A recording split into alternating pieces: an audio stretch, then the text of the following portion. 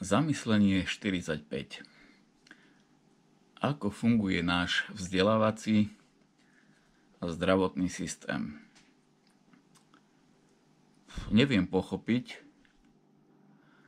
prečo náš vzdelávací systém produkuje nevzdelaných pedagógov a prečo náš vzdelávací systém produkuje nevzdelaných zdravotníkov. Decko nastúpi 5-6 ročné do školy a začnú ho pedagógovia hodnotiť. Dávajú mu v prvom ročníku čisté jednotky, v druhom, treťom, štvrtom, piatom, šiestom, siedmom, 8. Reprezentuje školu na rôznych súťažiach, matematická olympiáda, pythagoriáda, astronomické súťaže, ďalšie súťaže, computer science, elektrotechnika. Reprezentuje napríklad, ľudovú školu umenia niekde na nejakých súťažiach v rámci okresu, kraja. A teraz, prečo je ten systém hodnotenia študenta postavený tak, že oklame študenta? Hej. Študent dostane na vysvetniči čisté jednotky, ale nepovedia mu pedagógovia pravdu, že chlapče, nemáš na to, hej, choď 5-ročný alebo 10-ročný makať, choď kopať kanály, prídu optické káble, príde fotovoltaika, príde ADSL, VDSL, treba veľa káblov, hej, treba veľa kanálov pre kábly, aj táto pofiderná societa, jeden kanál, tak možno treba prekopať aj túto societu, že? No tak, prečo pedagógovia klamú? Chodíte na LŽU, dajú vám, hej, jednotky na vysvedčení, platíte aj základnú školu, aj dopravu na základnú školu, aj družinu, aj sú nejaké výdavky na hudobné nástroje, platíte možno súkromnú učiteľku a zase dostávate neadekvátne hodnotenie. Hej, máte jednotky, ale nepovie vám tento pedagóg na LŽU pravdu a nepovie, chlapče, nemáš sluch, pozri, nemáš cit pre hudbu, nemáš cit pre rytmus, nie si dobrý matematik, nepoznáš intervaly, nepoznáš základy, hej, stupnic, durové, molové kruhy, enharmonické stupnice a teda. No tak treba decku povedať aj rodičom, akože to decko nemá talent, z toho decka nič nebude a proste ušetrí sa čas a ušetria sa peniaze, ktoré by rodičia mohli investovať nejako inak. No a prečo o tom hovorím? No lebo v živote sa stanú také veci, že tento vzdelávací systém namiesto toho, aby ochránil mozog dieťaťa, lebo mozog je asi najdôležitejšia vec, čo dieťa má, akože náš právny systém nechráni mozog, lebo pre náš právny systém je mozog dieťaťa niečo ako slepé črevo, že vyoperovať, hej, netreba, alebo mandle, hej, netreba vôbec, mozog na čo, však to ruky robia, ne? Máme takých lekárov, napríklad posudkových, že to ruky robia, to nie je mozog, je dôležitý.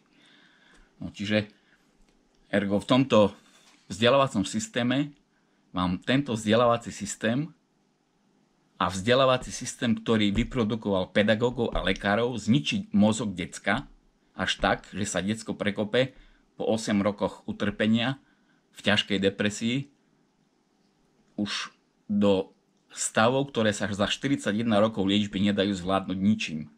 Žiadnou liečbou, ani magnetickou stimuláciou, ani elektrošokmi, ani kombináciou 7 molekúl rôznych, ani spánkovou depriváciou, proste ničím. No a prečo potom tento vzdelávací systém produkuje lekárov, ktorí zaobchádzajú s tým deckom, keď má napríklad nevzdelaných rodičov, že rodičia a decka nie sú docenti, hej, alebo profesori napríklad v neurológii, psychiatrii. Prečo tento systém decku zničí mozog? Niekto, kto bol zodpovedný za to, keď decko prišlo k lekárovi, hej, s nejakým problémom a niekto bol zodpovedný za to, že nestanovil diagnózu správne, že sa z decka 8 rokov smial a písal mu na ťažkú depresiu penicilín. Prečo máme taký vzdelávací systém lekárov, že 10-15 ročné decko doplatí zničeným životom na to, že tento systém produkuje nevzdelaných lekárov. A nielen, že nevzdelaných, ale aj ako eticky, morálne nevzdelaných, lebo ten lekár po 41 rokov zničeného života nepríde za tým deckom a povie, aha, ja som urobil chybu v diagnostike, tu máš 100 000 eur odškodné, možno, hej, ako ekvivalent 41 rokov, hej, naozaj vomitingu, nevyspatých nocí, úbytku svalovej hmoty, znížená regenerácia, autoimunitné ochorenia, hej, lebo imunita, keď spíte 5-6 hodín denne 41 rokov, nefunguje u decka. No tak sa pýtam, prečo tento vzdelávací systém, aký tu máme, stále neprogreduje k niečomu lepšiemu? Akože, čo učia docenti a profesori na vysokých školách dnešných medikov, keď za 41 rokov nevieme pomôcť decku? A nie len, že nevieme pomôcť tomu decku, ktorému sme zničili mozog, ale ešte skupina lekárov si buduje kariéru, buduje si, ja neviem, PhD titul si robí, nejaký lekár na psychiatrii, ale on nezaobchádza s tým deckom ako s pokusným králikom, lebo dneska pokusné králiky a patkane, hej, už majú svoje práva, už aj huby majú svoje práva, aj rastliny majú svoje práva, aj vtáky majú svoje práva, len decko nemá svoje práva, hej.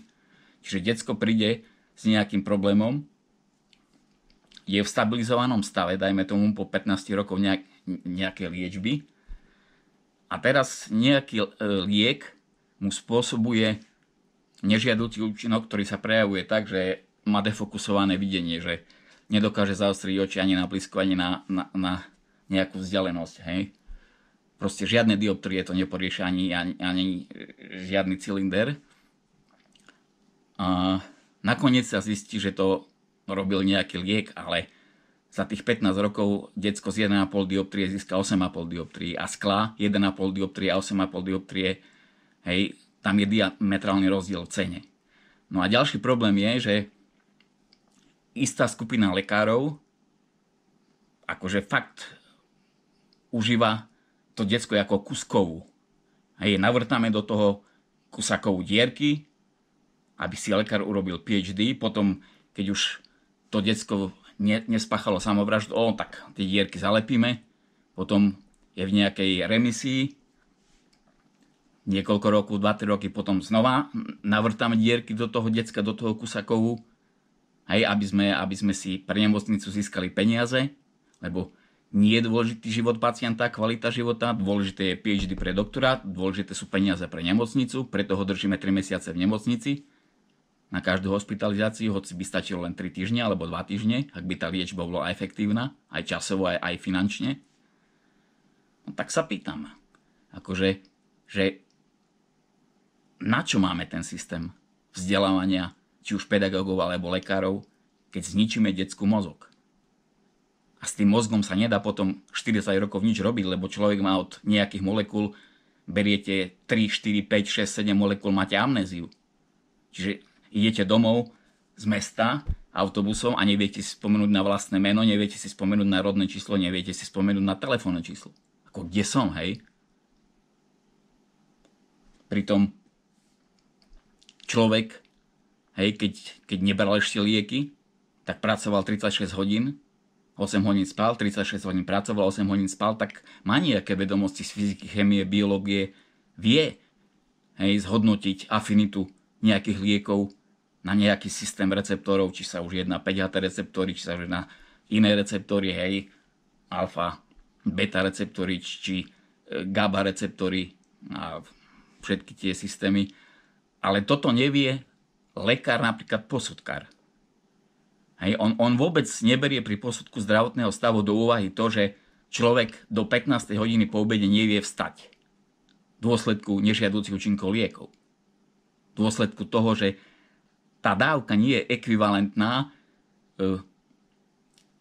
cytochromu 450 proteínu a nie je ekvivalentná genom v DNA toho decka, takže neodburávajú napríklad 400 mg nejakého lieku podobne ako u iného človeka. Čiže iný človek stane o 9 ráno a môže ísť napríklad na 4 hodiny do roboty, ale druhý človek stane až o 3 po obede, lebo sa 3 hodiny modlí na posteli a nemôže pohnúť rukou nohou. Lebo to nie je tak, že máme nejakú vôľu a tá vôľa ovplyvní napríklad tiopental alebo nejaký iný liek. Hej, či kvetiapin, Quentiax, Risperdal, amitriptylín, aripiprazol a rôzne tie lieky, ktoré sa používajú na moderovanie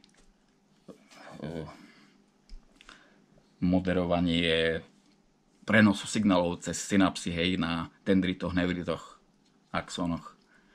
No takže vidíte, aký máme zdravotnícky systém. Decko slúži ako kuskovu, do ktorého vrtajú 41 rokov diery lekári. Nemá žiadne práva. Hej, to mi povedali policajti v našom okresnom meste pri soche Jana Pavla II., že ja ako psychiatrický pacient nemám žiadne práva, ani právo na život. No tak, keď žijeme vo fašistickej spoločnosti, kde chránime rastliny, živočky, huby a decko so zničeným mozgom nemá právo na život, tak sa vyjadrili policajti. Keď prídete do nemocnice, ste prijatí na príjem, na psychiatriu, ostane vám doma nezamknutá brána, rozsvietené svetla, elektrárne je v testovacom režime fotovoltaická, ktorú si človek postavil sám, lebo nemá právo na elektrinu.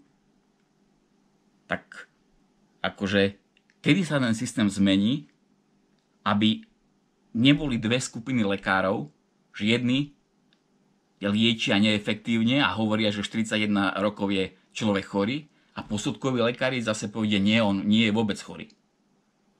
41 rokov. Čiže vyberete lieky, vy máte nežiaduce účinky, zničené oči, 8,5 dioptrií, zničená pečeň od liekov, beháte každých 20 minút na záchod, nemôžete ísť autobusom nikde, len na bicykli, lebo chodíte, hej, na malú potrebu často. Problém so spánkom, problém s amnéziou, ďalší problém ortostatická hypotenzia, hej, ráno ledva stanete na posteli, posadíte sa, sedíte 120 sekúnd, hej, potom stanete a bum, tma. Ticho, alebo pískanie uši a tma. A ani ste nestihli chytiť mobil do ruky, že si zavolať nejakú pomoc. Máte celý život pokojovú tachykardiu, máte arytmiu, lebo QT interval je ovplyvnený tými liekmi ako Quentiax, Rispen alebo aripiprazol. Akože toto nikto nerieši. Že skupina posudkových lekárov nevie vôbec kvantifikovať afinitu týchto molekúl na receptory, ktoré je determinovaná DNA toho pacienta.